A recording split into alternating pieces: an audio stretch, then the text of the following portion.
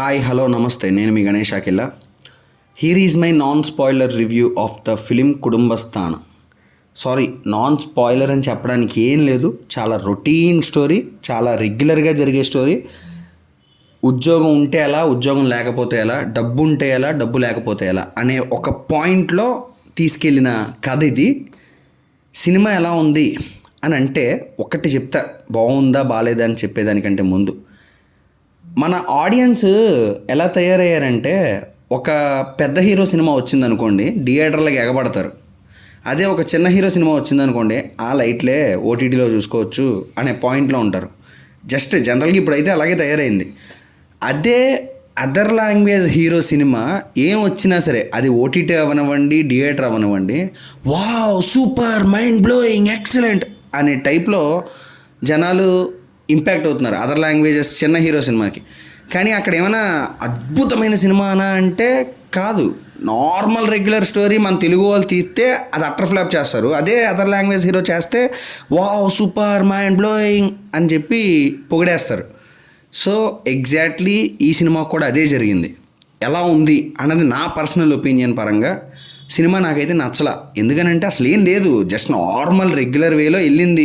దానికి అంత హైప్ ఇచ్చేసి సినిమా ఎరక్కొట్టేశాడు. వాట్ ఏ స్క్రిప్ట్ సెలెక్షన్, ఆ హీరో ఇప్పటిదాకా 3 సినిమాలు చేశారు, ఎరక్కొట్టేశారు అని చెప్పి అన్నారు.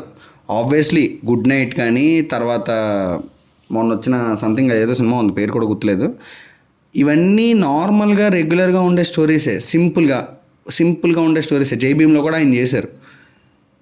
అంతేం లేదు నా దృష్టిలో, ఈ సినిమా అయితే అంతేం లేదు. మూడిట్లో ద బెస్ట్ అంటే జై భీమ్ మూవీ. అఫ్ కోర్స్ చాలా బాగుంటుంది ఆ మూవీ.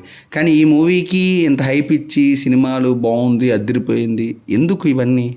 అది మన తెలుగు హీరో చేసినప్పుడు అదే సినిమాని ఎందుకు ఫ్లాప్ చేయడం? అంటే అదర్ లాంగ్వేజ్ మీద ఉన్న మోజు అలాంటిది అంటారా మన వాళ్ళకి? ఏమో, అది నాకు తెలీదు. మీకు ఏమనిపిస్తుంది అన్నది కింద కామెంట్ చేయండి. నాకైతే పర్సనల్గా సినిమా నచ్చలేదు. నేను సజెస్ట్ చేస్తానంటే ఓటీటీలోనే కాబట్టి జస్ట్ ఒక లుక్ వేయండి, నచ్చిందా నచ్చలేదని మీరు కూడా కింద కామెంట్ చేయండి. నేను ఆఫ్ కోర్స్ నేను లేట్గా రివ్యూ చేస్తున్నానన్న విషయం నాకు తెలుసు. ఇంతకుముందు ఆల్రెడీ చూసేసి ఉంటే కూడా కింద కామెంట్ చేయండి మీకు నచ్చిందా నచ్చలేదా అని. సో నా ఛానల్ ప్రతి ఒక్కడికి thank you so much. 1K సబ్స్క్రైబర్స్ని అయితే దాటించారు. మీ కృషి, మీ పట్టుదల, అంటే మీకు పట్టుదల ఉన్నా లేకపోయినా ఏదో ఒక విధంగా మీ వల్ల అయితే నేను 1K సబ్స్క్రైబర్స్ని రీచ్ అయ్యాను. సో అలాగే నాకు వాచ్ అవర్స్ని కూడా, అంటే ప్రతి ఒక్కళ్ళు వచ్చిన వీడియోని ఫుల్గా చూసి ఎంజాయ్ చేయండి. నచ్చిందా నచ్చలేదా కింద కామెంట్ చేయండి. అలాగే ఇంకా సబ్స్క్రైబ్ చేసుకుంటూ వెళ్ళండి, 2Kకి తీసుకెళ్ళండి. Thank you so much. Signing off. నేను మీ గణేష్ అఖిల. బాయ్.